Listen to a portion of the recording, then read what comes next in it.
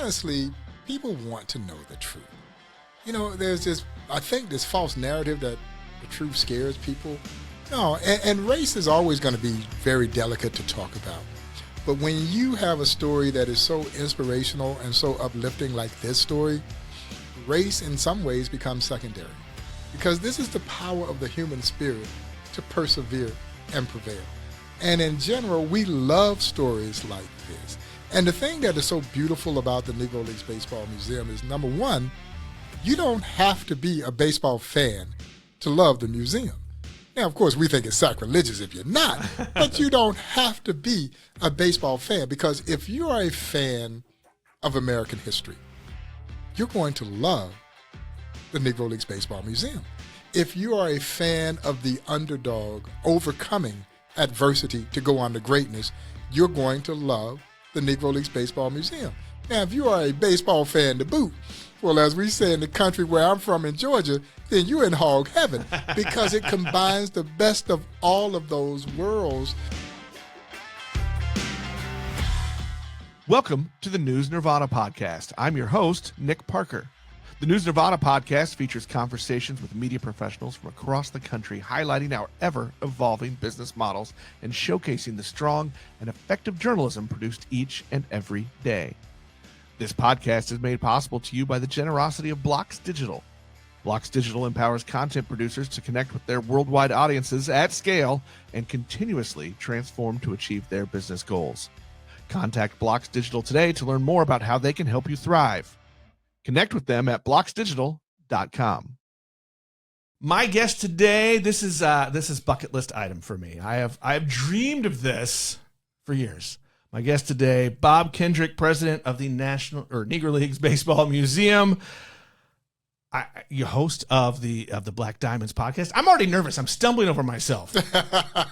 Don't be. I've been wanting this for a long time. This is gonna be a little bit different of an episode for what we usually do here. But welcome to the show, Bob. I appreciate it. It's an honor. Thanks so much for having me. I am a baseball dork. I love anything about baseball. And I love this gem of the city, that I call home, Kansas City. This is just a great thing, and I really admire, as somebody who stumbled into podcasting about 10 years ago. Newspaper is my background, but podcasting and telling stories verbally is a whole new thing for me. Even though it's been 10 years, I still think it's new, and I am just an admirer of what you do. And you have spent decades now telling untold stories, yes, and not just spreading the word of baseball, but spreading the word of the Negro Leagues and that history, that piece of baseball that maybe we all didn't know about. Yeah, well, and it's really interesting to hear you say that, Nick, because I started in the newspaper business as well. I knew there was something righteous about you. I worked for 10 years at the Kansas City Star. And when I got out of college, I went to Park College, now Park University, and I earned a bachelor's degree in communication arts with an emphasis in broadcast communication and journalism. And so my first job right out of college was at the Kansas City Star, and I was working in the composing room, putting the newspaper together as I was trying to figure out which direction I wanted to go. I didn't know if I wanted to go into print media, if I wanted to go into broadcast or not. And so my first job was there at the Kansas City Star, working in the composing room. I ultimately gravitated to the Star's promotions department, which functioned as its in-house advertising agency. And that is how I ultimately got connected to the Negro Leagues Baseball Museum. And this was in 1993. I graduated in 1985. 1993, my former colleague, Darryl Durham, who was my boss, came by my desk and said, I think I got something that you might enjoy. We're going to give some print space to the Negro Leagues Baseball Museum so that they can promote a new exhibition called Discover Greatness. That exhibition is still touring the country 33 years later. Wow. And to be honest, I didn't even know there was a Negro Leagues Baseball Museum, and it was literally right down the street from where the Kansas City Star operated at that time. And so that was my introduction to the Negro Leagues Baseball Museum, But like you, I started in the newspaper business. I stumbled into the world of podcasting with my podcast called Black Diamonds that I do with my friends over at SiriusXM Radio, and it has drawn a lot of acclaim. I'm very fortunate, and I was totally resistant to doing this whole podcasting thing. And the folks at Sirius stayed on me, said, we would love to give you a platform. And I kept saying, guys, I don't have time to do this. And they said, we'll send you the equipment, we'll get you a producer, we'll do all the work. You just get on and tell stories. And at some point, you realize, Bob, you got to do this. This is a national, international platform for this museum, so you got to carve out some time. And so we would actually do the show from my office more times than not. And Isn't that the great thing about podcasting? That's the thing about podcasting. I do another show with a partner of mine, Nigel, called Beers with Nigel, and we talk about the craft beer industry and talk to a lot of like black-owned breweries and things around the country. And originally, when we started it, in January of 2020, we thought we were just going to be in Kansas City. And then the world ended, and we realized there aren't limits. Yeah. And so we've had guests from around the world and told stories that way forever. And I think that's one of the great things about what podcasting has done, is that we really, really can just talk to or from anywhere. Well, that's the beauty of that digital platform, because you can be virtually anywhere. And so the podcast has had a lot of success, and we've now archived over 100 episodes, over 5 seasons of doing the podcast. And it really has opened up Negro Leagues history to a lot of people. I had to also be mindful of the fact that there was another generation of baseball fans who didn't see Buck O'Neil when he was telling these wonderful stories in Ken Burns' epic documentary on the history of baseball, which is when Buck exploded on the scene. For sure. Yeah, just literally exploded on the scene. I think I'd heard the name. Uh-huh. And same thing with me. I'd heard the name, but I had never had the opportunity to meet him. And Buck would say, Bob, I've been telling these stories for 40 years, and no one ever listened. And then Ken Burns came along, gave him a platform, and people started listening, and they never stopped listening. And the good Lord blessed him to live another 12 years. Because when he made his debut in baseball, as I like to describe it, you had this very charming, gentle man who was telling these wonderful baseball stories to baseball fans primarily. And they'd never heard these stories. Mm-hmm. And he did it with a twinkle in his eye and a smile that lit up the screen, and America fell in love with Buck. And I'll never forget the headline in the Kansas City Star after his first appearance said, "A star is born at 82. And the good Lord did bless him to live another 12 years where he was literally gallivanting across this country, as I like to say, preaching the gospel of the Negro Leagues and the virtues of his museum to any and everyone who would listen.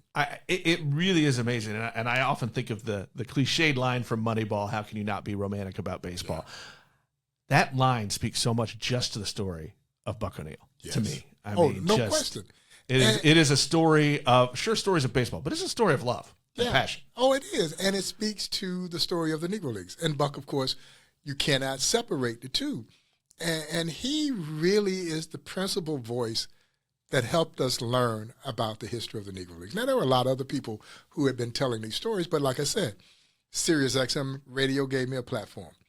Ken Burns gave Buck a platform at a time when his museum was just in a fledgling state. It needed that voice. And he became the inspirational leader, and he served in his role as chairman of the board for 16 years. He's the founder of the Negro Leagues Baseball Museum when it was established in a little one-room office about as big as his studio in 1990. And he and other local Negro Leaguers literally, Nick, took turns paying the monthly rent to keep the little office open. And that's how we got started. We are as grassroots an institution as you will ever encounter. no one gave this museum any chance of succeeding, and particularly because we were building a museum there at historic 18th and Vine, which in its heyday was as recognized street cross-section as there was anywhere in the world. It was thriving. It was jumping. But like a lot of urban areas, it had died and had, in essence, been abandoned. And here comes this fledgling Negro Leagues Baseball Museum saying, we're going to build a museum here, and not only are we going to build this museum, we're going to resurrect historic 18th and Vine. That was in 1990. We hadn't looked back since. No, people are living, working, and playing again at 18th and Vine, and the prospect for, I think, an even more dynamic 18th and Vine is still yet to come, which we're excited to be playing a role in that as well. Yeah, and I think if you look at it, I didn't intend to go this direction, but I mean, if you look at what's happening now, it's just, don't you feel like it's really on the cusp of something? I do. I mean, with, Vine Street Brewing moves in, and there's all this development that's happening around there as well, that just you feel like you're on the cusp of something. We are, and of course, our plans to build a brand new 30-plus thousand Negro Leagues Baseball Museum, 30-plus thousand square foot Negro Leagues Baseball Museum as part of an exciting and dynamic Negro Leagues campus that we're creating, which includes the historic Paseo YMCA. Mm-hmm. And for those who may not be aware, it was in that building that the Negro Leagues were established in 1920, February 13th, 1920. A guy by the name of Andrew Rube Foster would lead a contingent of 8 independent black baseball team owners into a meeting at the Paseo YMCA, and out of that meeting came the birth of the Negro National League, the first successful organized black baseball league. That building, too, had been abandoned for years. It was last in operations in the mid-1970s, about 1974, and it had been abandoned, boarded up, and we took ownership of that building, been steadily working to renovate it, restore it. It is going to be the Buck O'Neill Education and Research Center. The new museum will be built adjacent to that historic landmark. And then we just recently announced plans for there to be a Marriott tribute hotel called the Pennant that will be built into the new Negro Leagues Baseball Museum. How is that? And we're going to get back to the stories and stuff in a second, but how is it now to look and think that it's finally becoming that destination that you dreamed of and Buck dreamed of for years? No, that you're absolutely right. And for me, I take great pride. It's an honor to have essentially been passed the baton from Buck. And you can't fill his shoes. You'd be naive to think that you could ever feel Buck O'Neill's shoes, because you can't. But for me, it's an honor to walk in his footsteps and to carry on what he had started. He gave the last 16 years of his life to build this museum, to raise awareness, to raise money for it, and now to be able to continue what he had invested so much in, and not just him, but others as well. But he was the principal voice.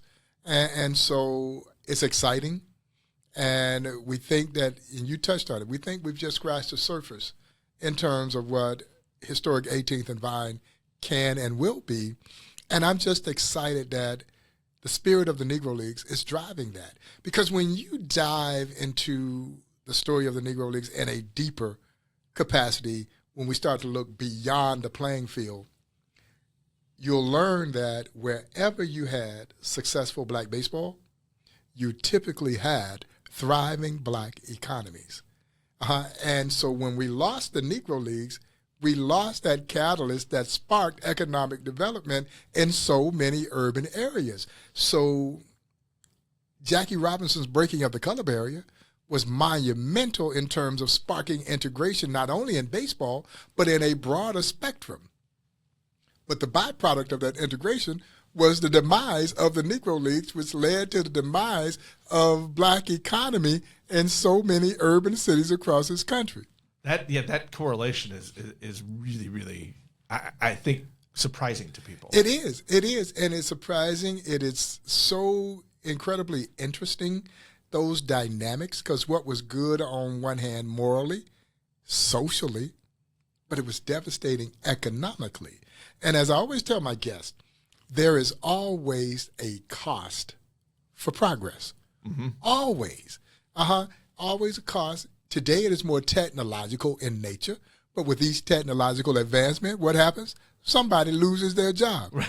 But as I remind my guests, this was good for the soul of our country. It moved us in ways socially we never dreamt possible, but it absolutely came at a price to those black businesses who really never recovered from losing the Negro Leagues. But now the circle kind of, the long game. I want to go back to 1993, which I'm going to tell you, I'm sorry, I was graduating high school that year. No idea what I was going to do after that. I want to talk a little bit about that. What drew you in? You obviously ended up with this amazing opportunity and relationship with Buck O'Neil. But what was it that drew you to? You have the marketing background, mm-hmm. so you know what you're looking for a little bit. But what was it that really drew you in that said, I want to tell these stories? It really happened by happenstance, because when I went down to find this fledgling Negro Leagues Baseball Museum, and I go up to the third floor of the Lincoln Building, which was the only functioning building there at historic 18th and Vine at that time. And I'm looking for the Negro Leagues Baseball Museum. And I peeped my head in this room, and the late Don Motley, who was then the executive director of the museum, was sitting behind his desk. And I say, I'm looking for the Negro Leagues Baseball Museum. And he looks up at me and he smiles. He says, son, you're standing in it. It was just this one-room office, but as I oftentimes share, particularly when I speak to my school-age audiences, when I walked into that one-room office, I didn't know it at the time, but I had literally just walked into what would become my passion. I just fell in love with this story, and I fell in love even more so with the amazing athletes who made this story. And honestly, Nick, it was their spirits that grabbed hold of you.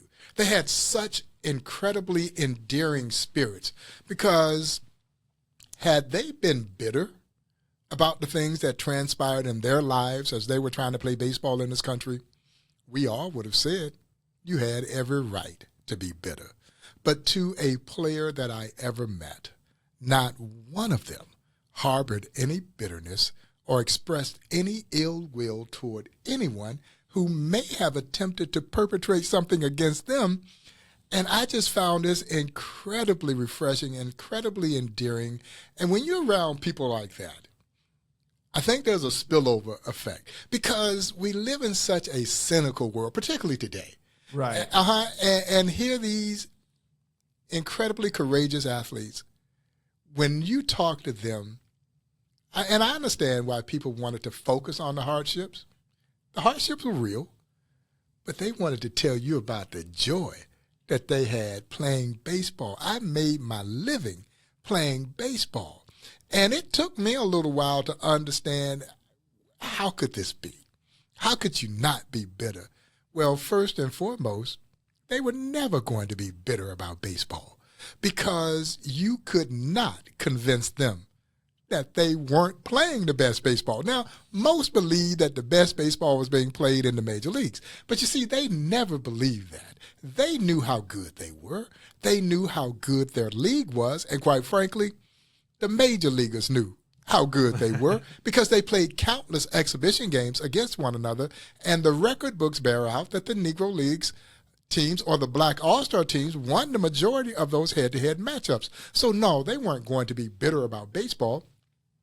Did they like the things that were happening as they were going around this country, traveling the highways and byways of this country to play? No, of course not. If you could imagine this, they could ride into a town, fill up the ballpark, but then not be able to get something to eat from the same fans who had just cheered them, or not have a place to stay, so they would indeed sleep on the bus and eat their peanut butter and crackers until they could get to a place that would offer them basic services. But as I oftentimes share, and again, when I speak to school-age audience, this is the thing that makes the Negro League so special. their spirits were such that, okay, if I've got to sleep on the bus, and if I've got to eat my peanut butter and crackers, I'm going to keep playing ball. You can't rob me of this joy of playing baseball, and I'm good at it, and I want everyone to know how good I am at it. And so, as I remind folks, our story is not a woe is mine. It's not a woe is me. No. They never cried about the social injustice. They went out and did something about it. You won't let me play with you in the major leagues, then I will create a league of my own. And folks, what an incredible league it was. It would produce some of the greatest athletes to ever put on a baseball uniform, and they were filling up ballparks all over the country, including outdrawing many major league teams in their own stadiums. Crazy to think about. Do you think that, you talk about the spirit, the story of the spirit. Do you think that's what allows you a little bit, because, and we'll talk about this too, but, I feel like the last 5 years has really been a boom in attention and awareness of the mission of the museum and what you're doing. But do you think that story is kind of those stories of spirit? What lets you stay above the fray a little bit? Because in today's society, right, there's so much negative. Oh my goodness. And I would think, look, I am who I look like I am, right? I would think that it would be hard to purposefully tell stories when you're talking about race all the time in this country today. But do you get away with it because of the story of human spirit? Is that what it is? That's what it is. And honestly, people want to know the truth. There's this false narrative that the truth scares people. No, and race is always going to be very delicate to talk about. But when you have a story that is so inspirational and so uplifting like this story, race in some ways becomes secondary, because this is the power of the human spirit to persevere and prevail. And in general, we love stories like this. And the thing that is so beautiful about the Negro Leagues Baseball Museum is, number one, you don't have to be a baseball fan to love the museum. Now, of course, we think it's sacrilegious if you're not, but you don't have to be a baseball fan, because if you are a fan of American history, you're going to love the Negro Leagues Baseball Museum. If you are a fan of the underdog overcoming adversity to go on to greatness, you're going to love the Negro Leagues Baseball Museum. Now, if you are a baseball fan to boot, well, as we say in the country where I'm from in Georgia, then you're in hog heaven, because it combines the best of all of those worlds. And as I tell my guests, the story of the Negro Leagues is America at its worst, because segregation was a horrible chapter in this country's history. But it's also America at its finest, because out of segregation emerged this wonderful story of triumph and conquest. Yeah, and again, it's all based on that one small, simple principle. You won't let me play with you, I create my own, which is the American way. And so even though America was trying to prevent them from sharing in the joys of its so-called national pastime, it was the American spirit that allowed them to persevere and prevail. And every person that walks through this museum, and I was no different when I encountered it for the first time, it was an awakening, because you are amazed by what you learn, but to be honest, you leave a little bit dismayed by the fact that I just now had an opportunity to learn it. You question, why didn't I know this during my own formal education? And the answer is simple. American historians did us all a tremendous disservice. They kept this chapter of baseball and Americana away from us. So the moral majority of us went through our own formal education without knowing one of the most significant chapters, again, not in baseball history, but in American history. And that's what comes across when you go through that museum. And this country's greatness is really built around the diversity that has been a part of these stories. But unfortunately, many of those stories have never reached mainstream. And that's been the constant quest for us to give this history a mainstream voice. And we've just seen so many people respond so beautifully. But what I admire about our young people, and you touched on something earlier about the meteoric rise of podcasting. Yeah. I think there's a reason for that. Because our children, what they identify with, authenticity and storytelling. And the Negro League brings you both of those. All of those things. I love that you talked about what the real American story is, and that's, really, we love the contrarian attitude, right? We do. We're all teenagers at heart, basically. Tell me no, and I'm going to do it anyway and prove otherwise, right? That's it.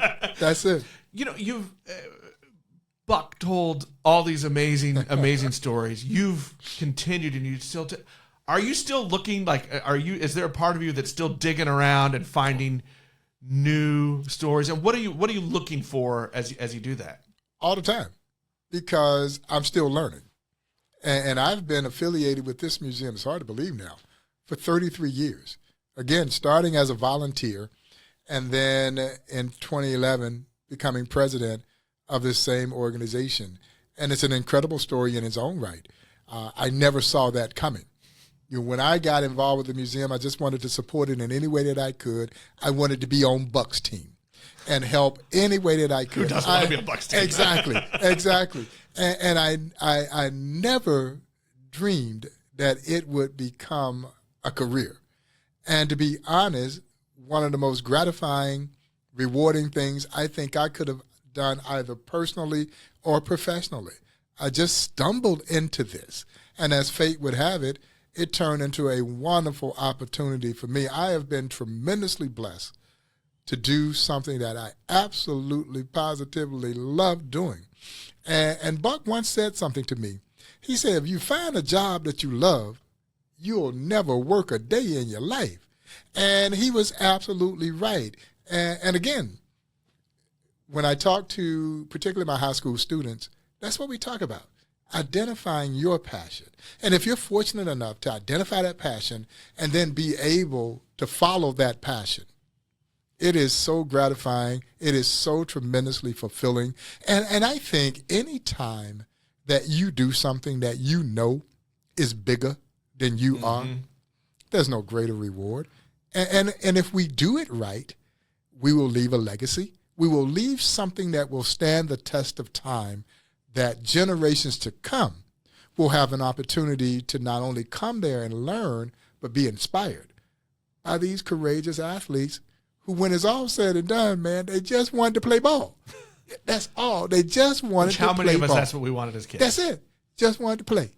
That relatability, is that the key? I think it is. Is that we can all relate to, yes, I just want to play ball. Yeah, and or whatever that passion is. Those kinds of triumphant stories seem to resonate in our society.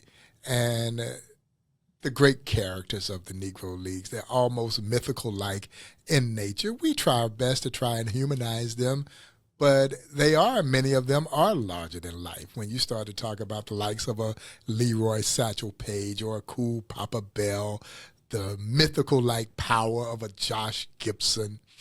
But there were so many other stars that people are getting an opportunity to learn about. But then the other nuances that are such a pertinent part of the story. Our story is about the importance of economic empowerment. It is a story about an unprecedented level of leadership that emerged in many African-American communities across this country. And then ultimately, it is the story of the socialization of America, or the social advancement of America, as Jackie Robinson is handpicked from the great Kansas City Monarchs to become the chosen one. And that still surprises so many of my guests, because I think that they think that Jackie just walked out of nowhere and started playing for the Brooklyn Dodgers. But folks, his real rookie season was right here in Kansas City for the great Kansas City Monarchs in 1945. Now, he was only here for 5 months. But as I remind folks, the 5 months he spent in Kansas City, he fell in love with everything that Kansas City is famous for: barbecue and jazz. He liked the ribs at a place called Old Kentuck Barbecue. Now, for you barbecue aficionados, Old Kentuck Barbecue was the forerunner of the great Gates barbecue chain of restaurants that are still world-renowned here in Kansas City to this day. And I'm going to say that he fell deeper in love with jazz. But while New Orleans may lay claim to jazz, Kansas City gave jazz his soul. And 5 months later, he was gone. He had literally disappeared. And I've been so blessed to have known several of his 1945 Monarch teammates. Sadly, they've all passed on now. But if they were with us, they'd tell you that when Jackie joined the Monarchs, there was no fanfare surrounding him. Nicky was just another ball player trying to make the great Kansas City Monarchs roster, but they all knew that he was different than they were. And Buck O'Neil would surmise it in this fashion. He would say that we had become acclimated to segregation, but not Jackie, because Jackie was Pasadena, California. He's UCLA.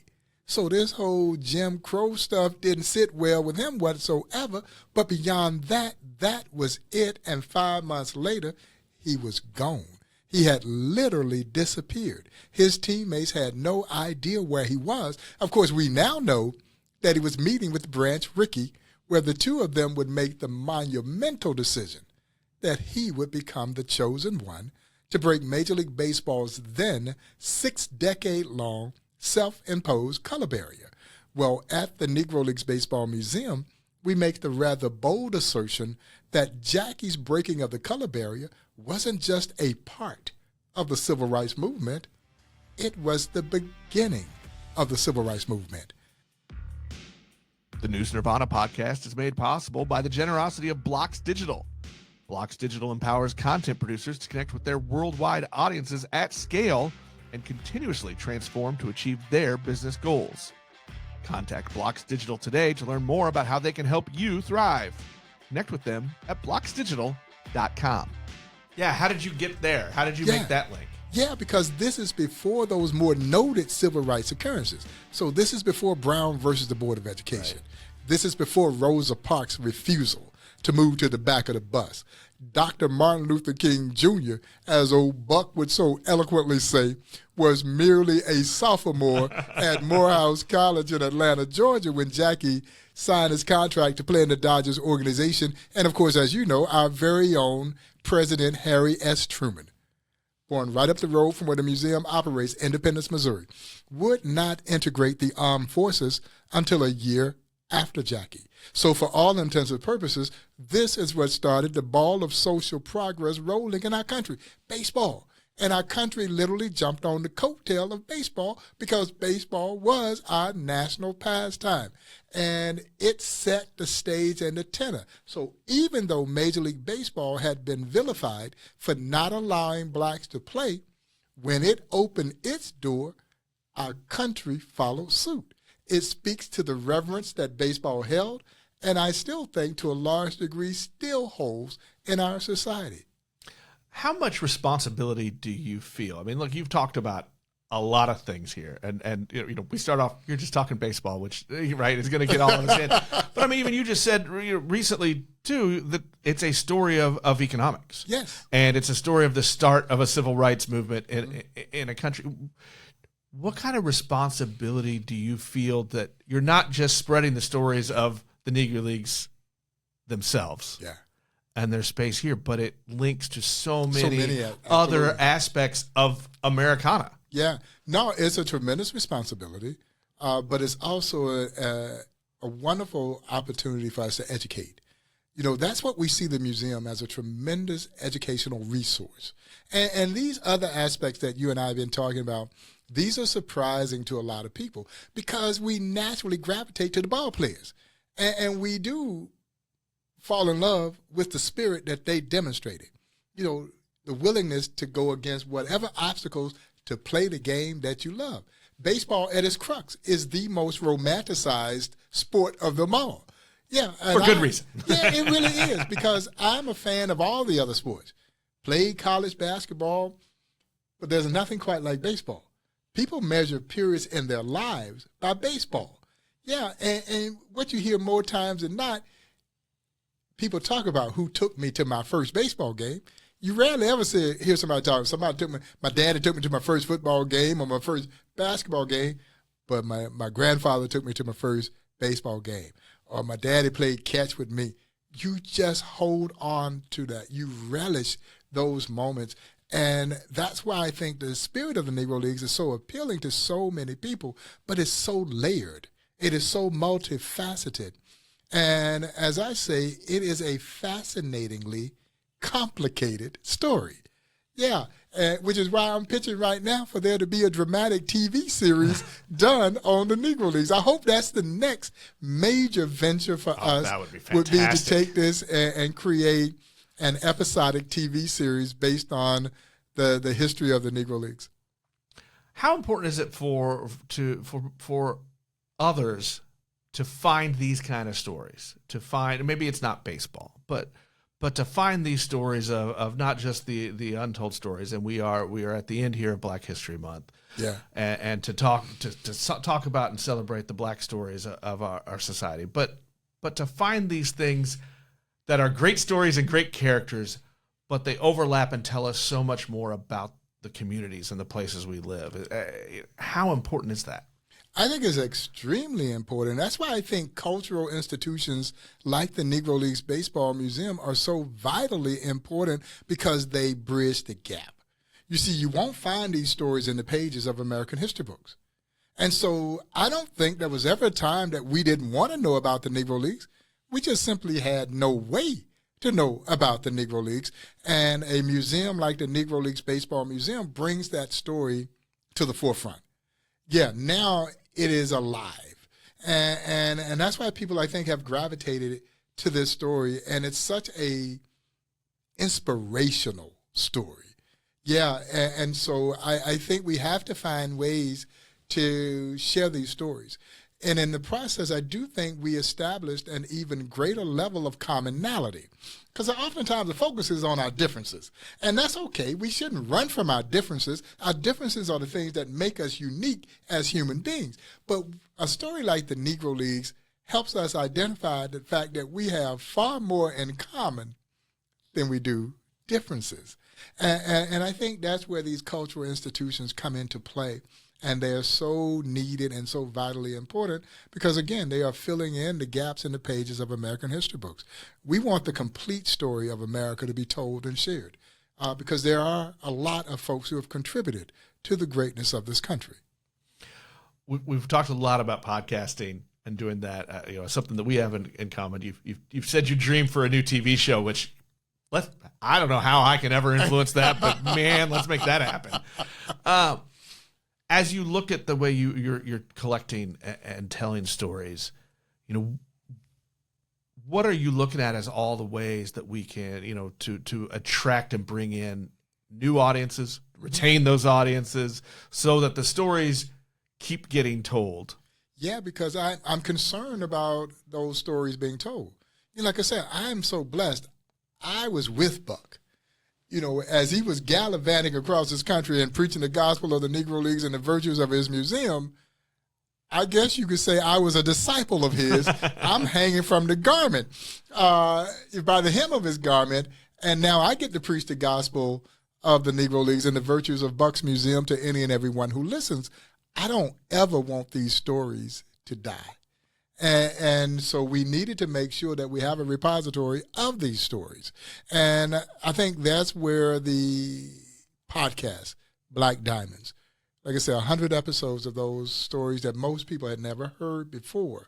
And that led to the partnership that we now have with my friends over at Sony and its San Diego studios for the inclusion of the Negro Leagues into the video game MLB The Show.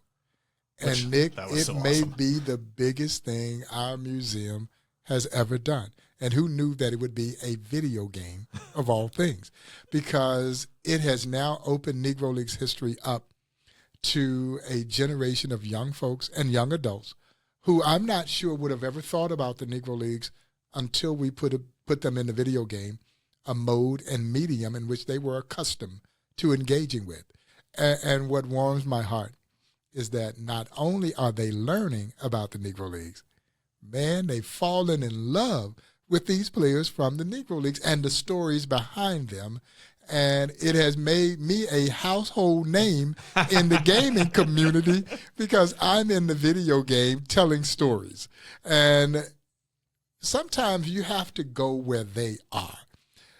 I think any museum, but particularly a history museum, and even more so a cultural institution like the Negro Leagues Baseball Museum, we have to make history relevant. We have to make it meaningful for young people, because I think there's a misnomer around our children that they don't care about history. No, they care, but it's also incumbent upon how history is presented. It can't always be just for history's sake as it's seen in a textbook. And again, when we put these legendary ball players into the video game, now they're engaging with them. And I've always believed that experiential learning was the most significant way for any of us to learn. We retain that. And I understand the pressures that are on our educators to teach to standardized testing standards. They have to pass these tests. Funding is associated with the ability to get all these kids to pass these tests. But I'll be honest, I hopefully will do enough to pass that test. And once I walk away from it, it is forgotten. But if you give me an experience, I'm going to retain that. I'm going to remember that. There's a reason that we still remember the lyrics of songs 25, 30 years after we've heard them. And what I am so pleased is that since we put the Negro Leagues into the video game, we've won a number of educational awards for how we're using a video game to teach history. Because even video games have gotten its bad rap because of some of the violence that are associated with the game. But we did something completely unique. And I have to tip my cap to my friends over at San Diego Studios because, number one, they put their heart and soul into this. When I went for the reveal the very first year, 2023, when we did the first release of this game, we were all standing there in awe, and we're all emotional seeing what they had done because, folks, when you see this video game, and video gaming has changed a whole lot from the time that I was playing an Atari, the uniforms, you can almost feel the wool in those old uniforms. And they took the old stadiums and added them to the game. And everybody's in the stands dressed up the way that they used to go to Negro League games because there was nothing recreational about a Negro Leagues game. It was the social event of the week. And all of this is captured. And you could tell, I'm sure those young game developers are always very proud of the work they do, but you got a feeling that this hit a little different. And we're all standing there. We're all teary-eyed. And I just take great pride in every day somebody walks into that museum because they saw the museum in the video game and they want to meet the guy that's telling the stories in the video game, me. Awesome. And so Sony was very smart. They didn't just throw these players in the game randomly with no context behind them. They created a mode called storylines. And so you get introduced to the player, but we almost force you to learn their backstory before you can actually utilize the player in the game. And that's where I come in. So you get these short vignettes, so they're not so long that the kids get bored with them.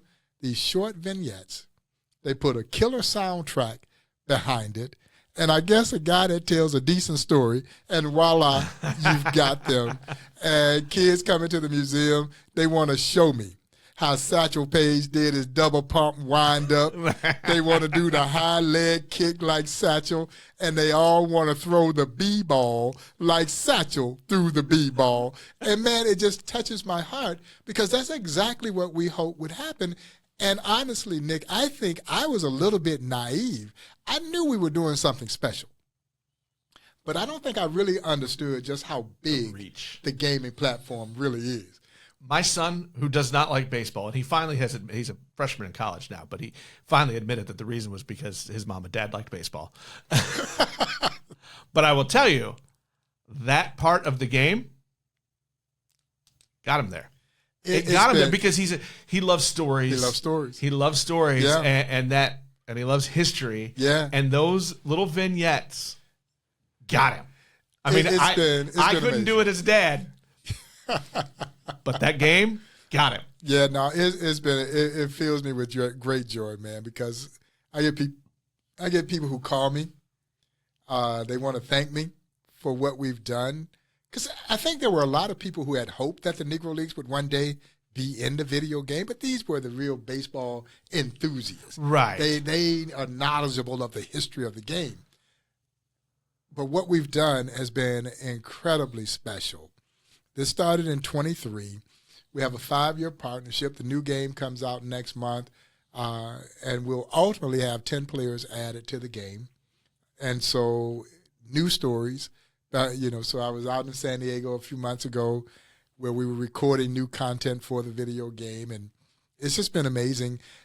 I think if anyone deserved to be in a video game, it would have been the players from the Negro Leagues. They played the game, I guess you could say, video game-esque. Yeah.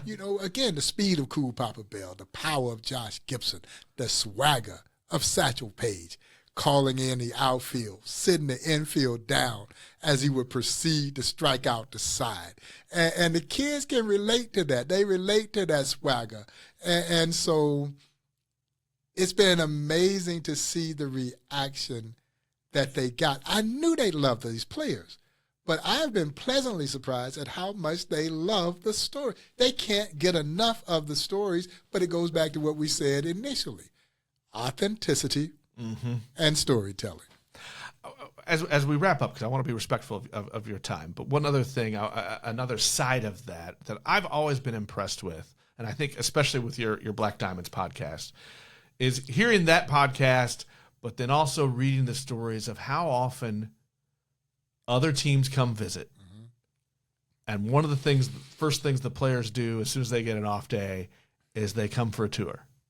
How big a deal is that? I mean, I love it because I'm romantic about baseball. I admit that. My bias is already there. But how big a deal is it that you're getting such interaction and buy-in from the players of today? It means a great deal. And what I'm so pleased about is it went from me trying to convince them to come and experience the museum to now they are calling, wanting to come and experience the museum because the word has started to spread amongst their peers. You come to Kansas City, you call Bob, and you go down and take a tour of the Negro Leagues Baseball Museum. And no sport holds to its history quite like baseball does. And if you're going to play this game, you should know the history of this game. And the history of the Negro Leagues is a very important part of the history of this game and the history of this country. And what I typically share with my young major league athletes, and really any of my student athletes who come to visit the museum, what you share, what you have in common with those who played in the Negro Leagues is real simple. Love of the game. You play this game because you love it. But you'll never see a greater example of love of the game than you do when you walk through that museum. So every time I get a young major leaguer in particular, it's always exciting. This never gets old for me. I love awesome. telling these stories, and perhaps it was because I was around Buck for so long, and I don't care how many times Buck may have told a story, but if he was telling it to you, he was going to tell it to you like it was the first time he ever told that story. He wasn't going to cheat you. And I feel that same level of responsibility. So I run my mouth all the time telling these stories, but I also love seeing their reaction to the story. And so last baseball season, when the Cardinals were in town, I try not to mention that team on the show. Jordan Walker and Victor Scott came over to see me. And this gives you an indication of the impact of this video game, because the first thing they asked me was, man, who is this dude, John Donaldson? Because apparently in the video game, nobody can hit him. John Donaldson, folks, was a great left-handed pitcher out of mid-Missouri, Glasgow, Missouri. And he is one of the greatest pitchers that probably no one has ever heard of, because he played in the early era of black baseball, prior to the formation of the Negro Leagues. And so those players don't get a lot of love, because the Buck O'Neills and the Monty Irvins and those folks, they told us about their contemporaries. So those early 1900 ball players, they don't get a lot of love. John Donaldson was idolized by Satchel Paige, which should tell you how great John Donaldson was. He was a left-handed pitcher who is credited with having invented the slider. And apparently in the video game, he throws that slider 95, 96 miles an hour, and nobody can touch him. So we have him to blame. All of us who about, 13 to 15, when we realize we can't hit that pitch, we're blaming him. Absolutely. A couple of final things here. This one, you heard me stumble in the beginning saying this was a bucket list interview for me. I'm so appreciative. What's a story you haven't told that you want to tell? Who's somebody that you want to have on your show, or just get with? What's a story out there you're still chasing? Well, there are so many of those stories, and that's why I keep pitching this idea about a dramatic TV series. And even though we've talked about Rube Foster, and Rube Foster is in the video game, his life is set up for a dramatic TV series, because he was the most brilliant mind in baseball history, I think. And he was the rarest of baseball figures who would have gone in the Hall of Fame as a player, as a manager, and as an executive. And as you know, you don't find many, if any, that check all three boxes. He was a great baseball pitcher himself in the early era of black baseball. He is credited with having invented what we now know to be the screwball. Back then it was called a fadeaway. He perfected this pitch, so much so that the great Major League manager John McGraw snuck Rube into his camp so that Rube Foster could teach Christy Mathewson how to throw the screwball. Well, Christy Mathewson threw it all the way into the National Baseball Hall of Fame that he learned from Rube Foster. But Foster was best known as this visionary, tremendous leader. As I mentioned, he organized the Negro Leagues. He would become president of his newly formed Negro National League. He owned the Chicago American Giants, and he managed the Chicago American Giants. And as a manager, so tremendously savvy, to the point that he was known to fine his ball players at the turn of the 1900s, folks, as much as $5 if you were tagged out standing up. Oh, no, you were supposed to slide. Rube would draw a circle down the first base line and a circle down the third base line, and if every one of his players couldn't drop a bunt inside the circle, he would fine them. He was adamant about the style of play that would become Negro Leagues baseball. Fast, aggressive, daring. So these guys would bunt their way on. They'd steal second. They'd steal third. And if you weren't too smart, they were still home. So he revolutionized his game. But Rube Foster, when he started the Negro Leagues, had either booking rights or ownership of 4 of the original 8 Negro League franchises. So what he does is he cuts a deal with the other Negro League owners. He divests ownership of 3, kept the Chicago American Giants, and then in a deal with the Negro Leagues was paid 5% of the annual gate. No other owner in any sport had a deal quite like that. And in 1920 alone, well over 400,000 fans attended Negro League games.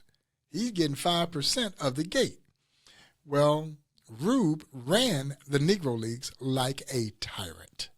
He really did.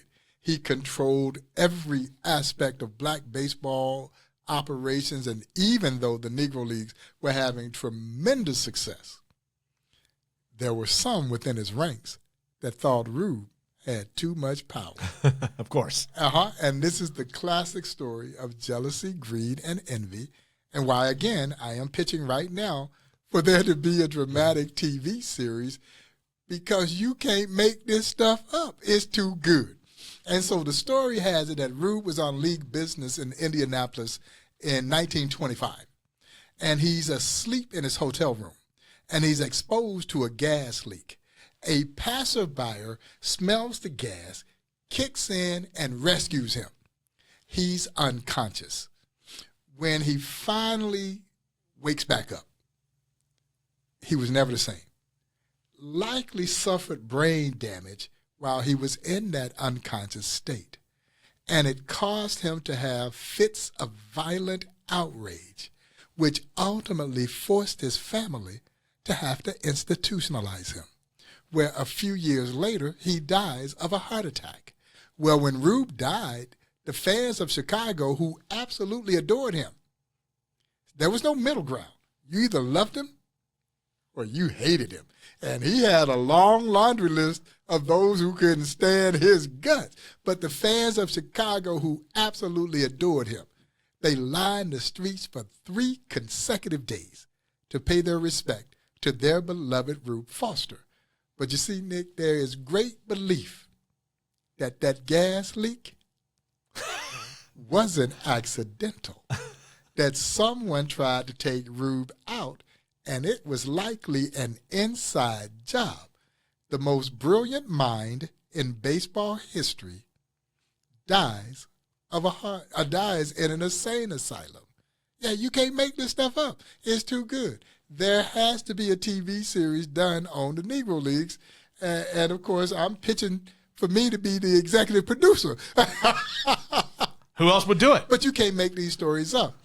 There's a story that we share, and it's from a small newspaper clipping taken from the 1925 Wichita Beacon. And it tells the story of a baseball game between the Wichita Monrovians, which were a semi-pro all-black team, and Ku Klux Klan number 6. Now, I don't know how many installations of the Klan there was in Wichita at that time, but this was number 6. And they set this game up, was played at Island Park in Wichita in June of 1925. And the Monrovians win the game 10-8. And the Klan at that time was trying to convince the state of Kansas that they were a kinder, gentler Klan, because the state of Kansas was threatened to not renew their charter. And so they set up this game, and I mean, they pull out all stops. They have Catholic umpires umpiring the game. They play this game, and this game goes out without a hitch. The Monrovians win it 10-8. The state of Kansas still kicked the Klan out. And the Monrovians, I think, demonstrated that there was no superiority because they were white, and there was no inferiority because they were black. The Monrovians actually had a couple of guys who would ultimately make their way over to the Kansas City Monarchs, so this was a really good semi-pro team. But you can't make these kinds of stories up. No. We need TV series. We need a TV series. Bob, thank you so much. I appreciate you spending some time with me here in the vault today. This was awesome. I would steal 4 more hours from you if I could. Just real quick here at the end, people want to go to the museum. Where's it at? How can they follow and find out more? Yeah, no, and if you're hearing this before the month of February ends, please. It is absolutely free of charge the entire month of February, thanks to our friends over at the Kansas City Royals Foundation, who for the 5th consecutive year has made the museum, admission to the museum, free for February to celebrate Black History Month. We are located at 1616 East 18th Street. Now, there's construction on 18th Street now as they're building a pedestrian mall, but there is still ample parking right behind the building on 17th Terrace, and you just enter in through the rear entry of the building. We're open in February. We're open 10 to 5 on Mondays now because typically we're closed on Mondays, but we wanted to create as much access to the museum as possible. But typically we're open 10 to 5 Tuesday through Saturday, noon to 5 on Sundays. And I suggest that people call for holiday hours because they sometimes change. But we hope people will come and see us, and you want to learn more, visit us online at www.nlbm.com to learn about our Pitch for the Future campaign to build a new Negro Leagues Baseball Museum. That is fantastic. Bob, thank you so much. I appreciate it. Thanks for telling these stories. Man, thanks for having me. It's great to be with you in the vault. That'll wrap us up for this episode. We'll talk to everybody next time. The News Nirvana podcast is available on Apple Podcasts, Google Podcasts, Spotify, or most any of your favorite podcast apps. The News Nirvana podcast is made possible by the generosity of Blocks Digital. Connect with them at blocksdigital.com. The News Nirvana podcast is produced by Fredcasts. Think, speak, act,